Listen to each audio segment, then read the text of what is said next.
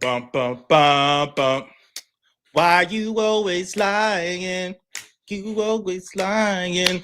Afro Butterfly says, "Oh, are we going to tackle internalized self-hatred, colorism, and immoral capitalism today?"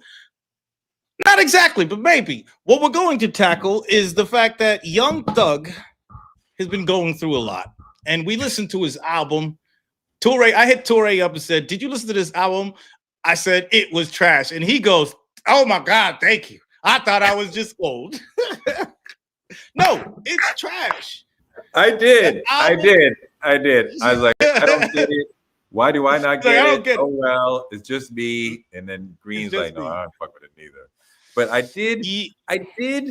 did get through the I Call My Ops the N-word song, and the hard R. Look how we have to hard R.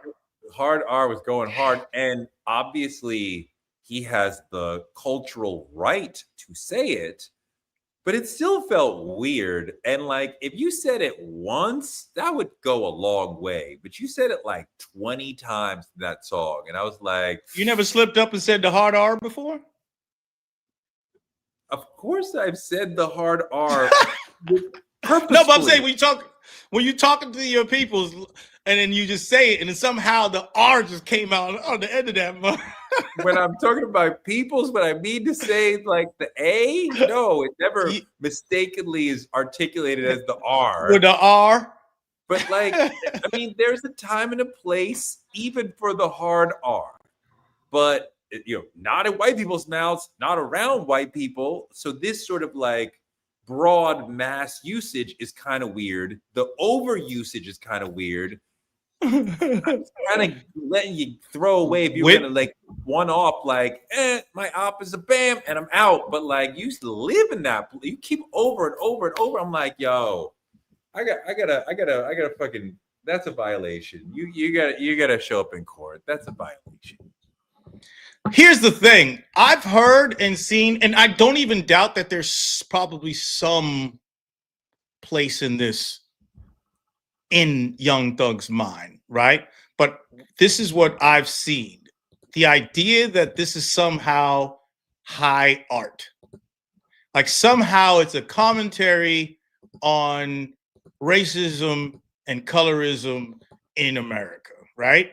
Like a thought out commentary. And your people at Rolling Stone put this out where they're kind of questioning that concept, it seems like with the cover and everything. What is it mean? What is he meaning to say, do you think, from this whitened image of himself? I don't think he means to say anything. I don't think he means to say anything. I think just like everyone else in this world right now and in media, everything is about attention. So he's thinking about what grabs attention, and he's always been that way. And before, it's just wearing a dress, pushing the limits with this, or saying these different things. He's always had interesting covers, right? And then it used to go with very interesting music. I am a fan of Young Thug. His first bit of music that came out, his mixtapes, that last album before this, his last album before this was good. The green one, the slime joint.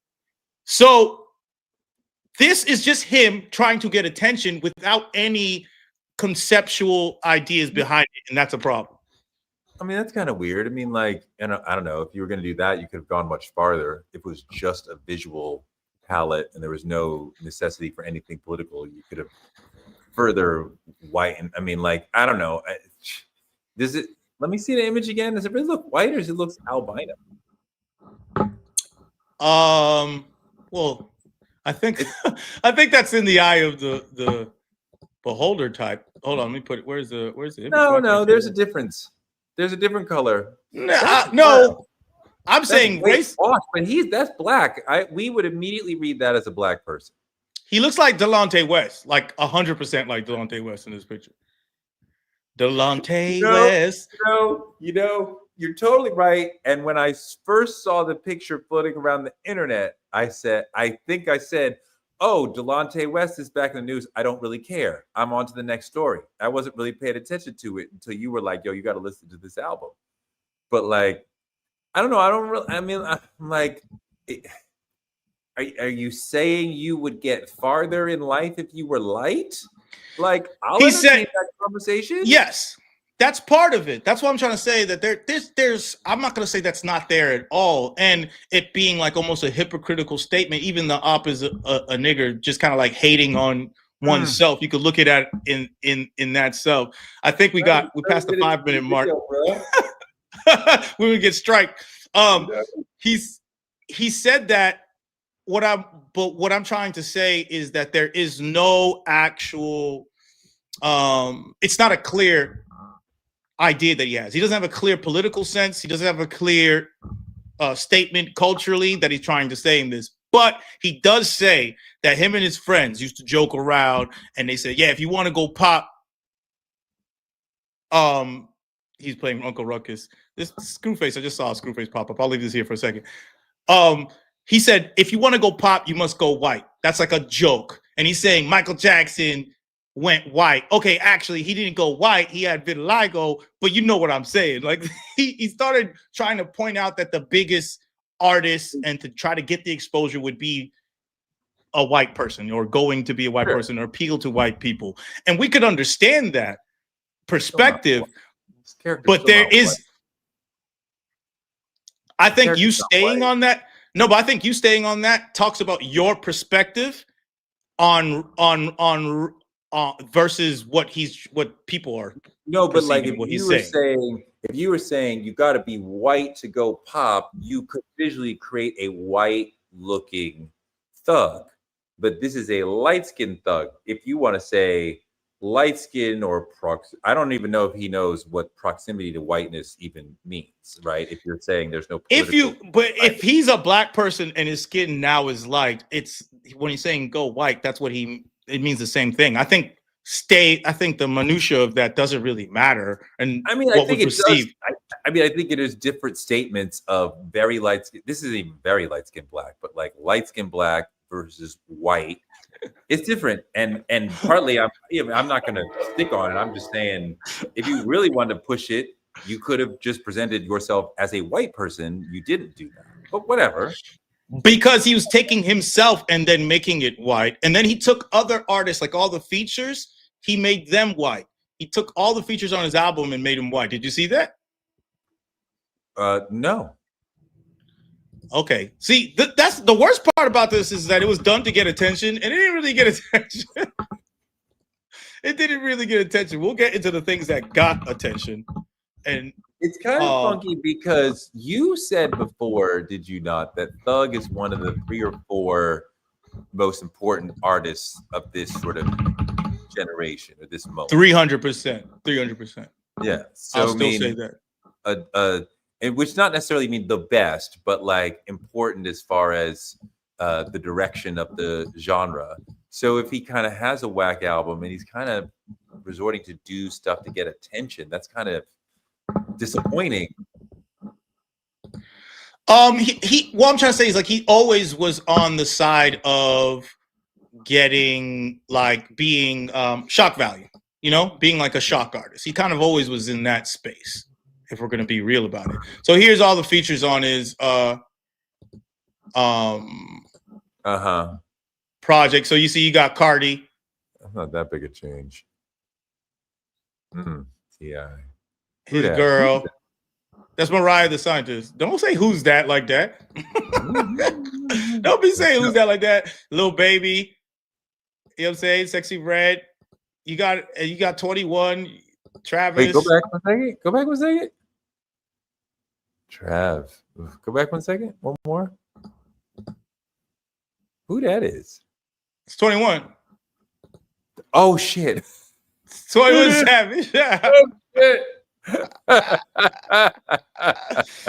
I love this little Atlanta whiteface. Wow, this is hard to see. Character on the what right. Else you got? Wait, let me see what is that. That's not everybody. There's Quavo. Oh my god. I don't even know this. Don't know both of these bands. And then you got Future. Oh wow, Future looks crazy. I feel like, yeah, that's what I'm saying. It's all in the eye of the beholder type. Hard to see. For me. Hard to see. Okay. And we should get into this when we get into race and all that stuff, because Tyler, I don't know if you saw the thing with Tyler and Tiwa Savage, but we're going to add that to this live too, because I want to get your thoughts on that. But so if you're talking about colorism, you're talking about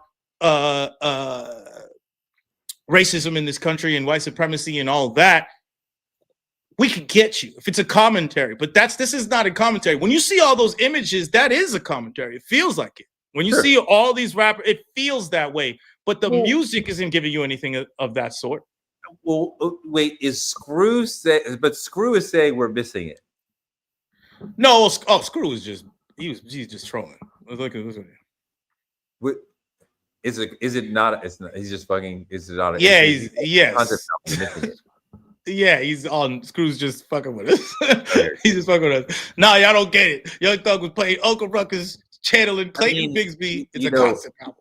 You understand, Art. If you were doing this as a visual artist, it's not just enough to give me these images. You got to give me something, not necessarily words, but some way of tying it together and understanding what your point is. And I don't really know what the point of lightening all these people's skin color is. Like, what are you saying? There could be. Let's talk about what you could be saying, right? And if you had any sense. What he is saying is nothing. He's trying to be relevant and have attention. Let's just make that clear. I would, as we go through this, I would like to know from the chat, what message do you think Thug is intending to send out with this parade of images? Everyone feels like he's sending out MAGA colorism identities, but we could anti-MAGA. No, not anti-MAGA. They think it's on the other side. What you mean? Just look at the chat. Nigga, you know I can't read that shit. We'll pull the chat. Anyways, we'll go in that. I probably should. Niggas ain't read no 8-point text. What you want me to do? I'll be up on the fucking top of the screen like this. I think I can see it now. Yeah, anyways. Yeah, but art is, like she said, what's it called? Mari said that art is open to interpretation, but music should give clue to his interpretation. And that's what I'm saying. Like, if you're going to make an album and there's going to be even loose ideas, when you see it from Tyler, when you see it from Kendrick, when you see it from other genres, whether there's Radiohead, they'll have imagery, and then the music will go with the imagery, and you could grasp and gather the larger points from all of these things that they're giving you. This is not that. Gia just said it's giving minstrel show. That's what they feel like you're trying to play into something without any actual weight or substance behind it. And that's the problem. The things you could be saying with that about white supremacy and colorism and self-hatred and all these things, the things that you could be saying, he's not. It almost looks like you are for these things, even if it's the other way around, because you're just kind of bringing attention to it all without any substance or merit. Yeah, I mean, you know, I'm but, hoping. Go ahead, Green. No, I was saying, but we could get into the other controversy, because this is not just the music, and then the music wasn't good, right? That's an even bigger problem, because you can stunt all kinds of crazy ways if the music is hot. We'll let a lot of shit go. Clearly, fucking blazing. Fucking Guns N' Roses was practically a bunch of criminals. We didn't get there.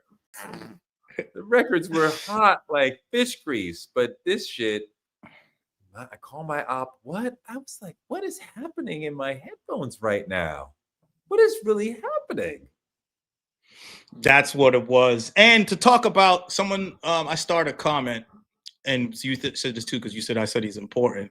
Full disclosure, I'm not a follower of the Thug. Can someone speak on his influence and style? Because I'm not gonna do any work figuring it out himself. Okay, so here's the thing. That's fine. That's fine. That's fine. You come. That's what we're here for. Yeah, this is what we're here for. Oh my God, I remember the first time I heard Young Thug. I'm on tour. I hear my boy Reggie, who's our tour manager, hip hop freaking historian. He's playing this stuff. I think we were in Germany or something like that. He plays this thing, and I hear it. I could go, I could boo, I love her. I'm gonna save her, yeah, like Danny Glover. This song's called Danny Glover, and he hits one of the illest, crazy. It's a trap beat, the craziest flow that sounds like he's channeling all of our ancestors from straight from Africa into a triplet flow, like Amigo, but it has a melody. And I was like, I've never heard anything like that before in my life. He progressed flow in a place that people don't actually give him enough credit for. Like all these people, all these rappers, all these niggas. I think we're past the time I can say niggas now. All these niggas sound like Young Thug. There's so many babies. It's just other versions of Young Thug, all that we're listening to everywhere. That is popping right now. And it comes from his ability to create new flows and infuse melody in that. What made him huge was that song Lifestyle. I be living to get the lifestyle. It was never heard. People were like, oh, it sounds like a baby rapping and the mumbling thing and all that. But the flow, undeniable. And he had bars in some of these lyrics. Danny Glover says the Danny Glover beat is hard as fuck. It's not just the beat. He is the hardest shit about that song. I'll find the line that blew my mind. But then he goes on and makes hits and then creates a label and helps other rappers. He's helping Lil Baby. He's helping other rappers in Atlanta.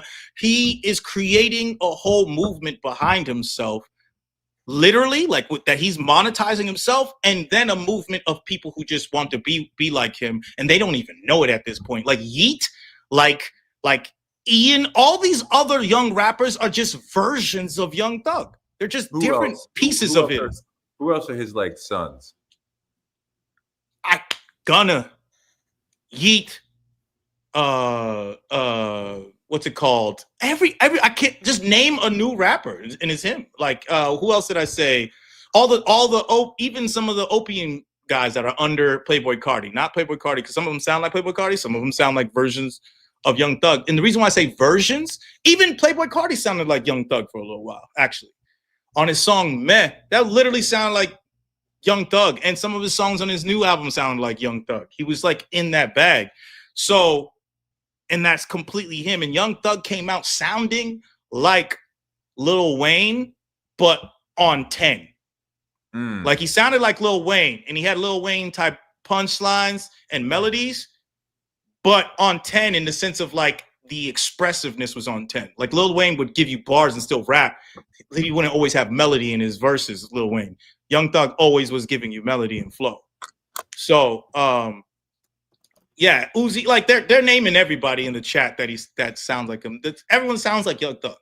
So you have to give him his credit in that as far as a musical influence. And he never was very vocal. What do you mean he was never vocal? Nobody knew what Young Thug was thinking. He didn't do a bunch of interviews. You didn't see his opinions. And we just got the music. Like Young Thug's famous because of his music. And now we know him. Dude is from Atlanta, grew up in the projects, 10th of 11 children. His brother was killed in front of him at age 9, and another brother went away. After breaking a teacher's arm in 6th grade, he was sent to juvenile detention for 4 years. So he got into a fight with a teacher in the 6th grade where he ended up breaking the teacher's arm. That's nuts. That's nuts. And spent a bunch of his formative years in juvenile detention. That's fucking nuts. Yeah, that's wild. I mean, he talks about that like when he had that whole interview, and he kind of talked about his background. He doesn't go fully into it, but he's had a tough upbringing, and that's what people were talking about, him having therapy. And now we could get to the other thing I wanted to bring to your attention, which is this right here. This statement right here. This is my big brother, my dad, my mom, my OGs. I listen to y'all. Like, it's really a slap in the face to me. If I, you know what I'm saying? I just was telling my girl that, like, I don't think you need a therapist. I don't think I need a therapist. I feel like I feel like I'm not a man if my girl get a therapist. It's like, damn, you actually call somebody and listen to what they got to say over me instead of just listening to what I'm telling you. I just feel less of a man. You know, Yeah, that's such a wild statement, and it's more so I feel for people who are in that situation. It's not I'm not going to even like condemn someone from having that being in that place, but it is, you could tell that this is a hurt person coming from that. So to move it off of him, it's more so like people in our community around the world, just Black people around the world, see therapy as some like negative thing. Like it's only this thing for like people who are crazy, quote unquote, right? And it's not that, they don't really understand therapy. And that's the issue that you see in this. But the thing that's even takes it further is that he's talking about how his girl can't have a therapist because that makes him feel less like a man. That's some other shit right there that I can't even talk about. As you touched on, this comes from a complete lack of understanding of what therapy actually is. And it's not a betrayal of your relationship, because it's not, he seems to think that it is, you went to a man and asked him for advice. That's not at all what therapy is. You are talking about your life with a trained professional, right? You are not going to therapy by telling your friends your feelings. That is not therapy. That is not your therapy. That's nothing. That is you sharing with friends. When you get with a trained professional, it's an entirely different conversation, and it goes much deeper and much more serious places, and it's an entirely different thing. And it would be great if people would not think, it's in no imaginable way is it a detractor from a relationship or a betrayal. It is like going to the gym to try to get a little stronger, and then you come back home or you go back to your team and you are a little bit better able to, be a performer for them because you understand yourself, because you've pushed yourself, because you've grown a little bit. She would have a deeper and better understanding of herself, all aspects of herself, if she's talking to a therapist. And he would have a deeper understanding of himself if he was talking to a therapist. And then you could show up in the relationship in a different way. Exactly that part. To talk about two things. First, the whole thing with the women, him talking about his woman, his girlfriend, like, I need to be that person for you, and that makes me less like a man. There's a huge sense of misogyny in that, right? So that needs to be put out there.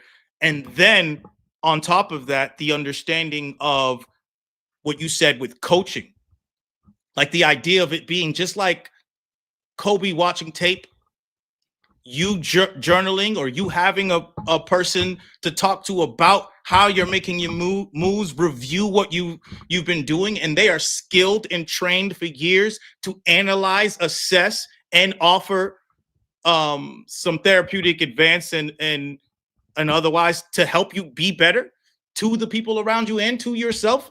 Most importantly, that's what we're talking about, and that's why I didn't want to condemn. It's like someone being. Some people in the comments are saying that he's willfully ignorant, and they're like condemning him in this way. It's like, we know niggas like this. We know this exists in the community. His and name is Young Thug. Thug, yeah. It's Sorry. He's from the PJs in Atlanta. I'm sorry, he may not have a deep understanding of what therapy is. People in his community may not have been at therapy.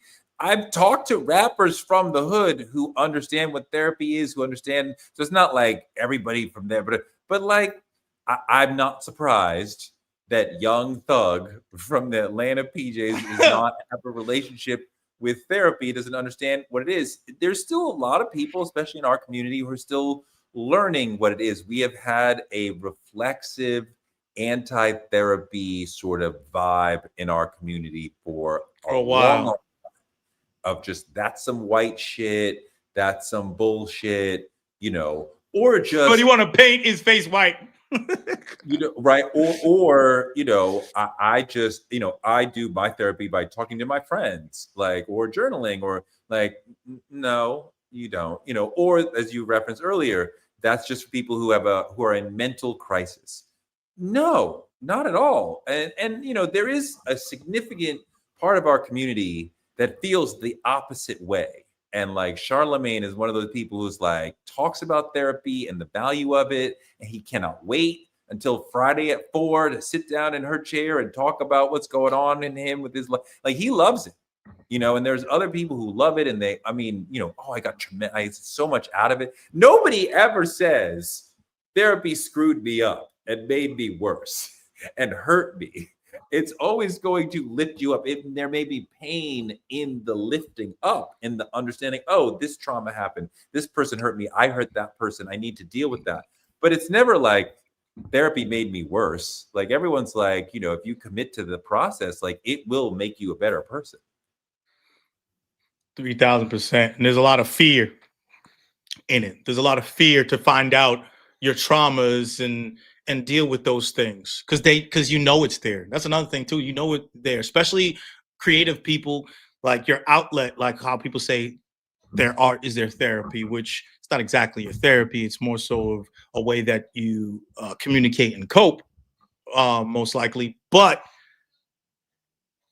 in doing that, you can be aware of it, but you're not dealing with the trauma. You're aware of the trauma, but you're not dealing with the trauma. And therapy is a way for you to deal with the trauma. And that's the big difference that people need to understand. Just being aware of it is a step, but you got to deal with it. Because he's saying things that show him being aware of his trauma, he talked about what you just said in his whole life in that interview he did. He talked about how he felt down bad when he was in jail. He's like, I'm fighting for my life. So he's aware of the trauma that he's had. And he says, I don't even know why I even did that. He said that. So the awareness is not all that you need. You need to now deal with it. You need to now progress past. It's also, he's got a weird, to me, vision of what it is to be a man, because, or he completely misunderstands what therapy is in a different way than we've been talking about, because therapy, you go and you deal with your feelings and your emotions. But he's saying if she's talking about her feelings and emotions to somebody else, then she's not letting me make decisions, right? Like, that's the key to him. Like, I should be making decisions for her or with her in her life, right? Really for her. Mm-hmm. Basically. And the therapist is not a life coach who's making decisions for you. But like, I think most of us understand that women generally are more emotionally intelligent than men, and men tend to turn to women for help processing and dealing with their emotions. To expect her to need to do that with him when he is not emotionally intelligent at all. He seems kind of like a dictator on the low. Like, you tell your wife she can't go to therapy. I don't tell my wife she can't do anything. She can do whatever she wants to do. Like, yeah. If she came to me tonight and was like, yo, I need to go to Paris for 3 days starting tomorrow, I'd be like, okay, good. Like, do what you need to do. I would never say no to you. The question would be, how do we come up with money for you to do what you feel you need to do? So, I mean, this sort of notion of like, you can't do that, like, that's bizarre to me. But like, him expecting himself to be emotionally aware and intelligent enough to be that confidant for her is crazy. No, you're not. You not think that she doesn't speak to her friends and they have conversations about her emotions or feelings or thoughts about what she should do with her life? You really think you're the only person she talks to about her life? And the only person that she should talk to as well. Like, that's so crazy. That's crazy. That's crazy. She should have an array of friends, and so should you. And if you're gonna be this crazy, you should drop a hot album at least. drop some heat. A hot album, we'd be like, maybe she shouldn't go to therapy. He's clearly winning. Maybe he's got. I mean, dropped the best album this year. No, but all jokes aside, it's like your focus is clearly off too. And if we to get off of the clear misogyny and anti-therapy and anti-mental health space that was in, it's more so talking of me declaring that I feel like we're looking at a man who is confused, doesn't know where he needs to be going, is kind of lost in the sauce at this moment in time, and went through a lot of trauma. So there's a lot going on in this guy's life, and this is not what he should be doing. And people around him should be letting him know that. It's like, you shouldn't be saying these things out here on the internet. You shouldn't be doing whiteface and dropping an album, mediocre album, and you shouldn't have done any of this stuff. You probably should figure out your traumas, handle all that, come back, drop an album. That's what Kendrick did. Nigga went, he secluded himself and dropped a therapy album. Young Thug therapy album might be fire. I don't know. I think that's what we need. We need a Young Thug therapy album where he's talking about, and I want Young Thug to come out sounding like Dave Chappelle's impression of Lil Jon, where he just sounds all like proper, and I want him to come back and he just completely talk different and just give us two sides of Young Thug, because it's like, this is not it in any realm, in any way. We did not need this at all. Look, if you're not able to lead with your music, what are you doing? And there's a value in shock and like different ways of getting attention. But if you're not really saying, I made this freaking bomb, I made this fucking bomb, I made this, which is going to get your heart, and then what are we talking about? You're not going to get me with like a cute album cover picture, but then when I get inside, it's a bunch of whack records. Like, what? Cute album. The fuck? I didn't even run. Like, I looked at it first, and I was like, oh, the nigga look like Delonte West. And then I didn't even think about the album. And then I was like, oh, Young Thug drop. I like Young Thug. Let me listen to what's going on. You didn't even need all that. He should have you should have not said anything and dropped shit like way earlier, because he's been out for a little bit. All right. What'd you say? Yeah. You done with that? Yeah. He's like, all right, we done with this. Gave this man 32 minutes. Oh, I was gonna put up the thoughts on Tyler, unless you gotta go, unless it's time cut. I should go. He's like, I do have a thing. I gotta be somewhere before 5:30. It's all good. It's all good. Thank y'all for coming in here for the live show. We're gonna make sure we do more lives this month, so tune in. Thank all y'all. Excuse.